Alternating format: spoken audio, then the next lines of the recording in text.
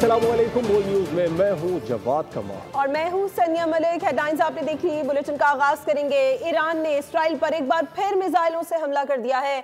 Israel में जंगी siren बजने लगे हैं। साइहोनी हुकूमत की शहरियों को शेल्टर्स और बंकर्स में जाने की हिदायत कर दी गई है। दिफाई निज़ाम एक बार फिर मुतहरिक हो गया है। आपको खबर दे रहे हैं, ईरान ने इसराइल पर एक बार फिर मिसाइलों से हमला कर दिया। इसराइल में जंगी सायरन बजने लगे हैं। सेहूनी हुकूमत की जानिब से शहरियों को शेल्टर्स और बंकर्स में जाने की हिदायत कर दी गई है। दिफाई निज़ाम एक बार फिर मुतहरिक हो गया है। ईरान की जानिब से मुतनब्बे भी किया गया था इसराइली शहरियों को कि हम हमला करेंगे, और ईरान ने जवाब भी दिया। ईरान की जानिब से ये भी दावा किया जा रहा था कि भरपूर जवाब देंगे। अब तक जो कुछ किया अपने दिफा के लिए था, रिटेलिएट तो हम अब करेंगे। और ईरान की जानिब से अब जब मिसाइलों की बारिश एक बार फिर से की गई है इसराइल पर, तो वहाँ पर सायरन बजने लगे हैं। इसराइली शहरी बंकर्स में जा चुके हैं। ईरान का इसराइल पर एक और बड़ा हमला, वहाँ पर सायरन बज रहे हैं इसराइल भर में।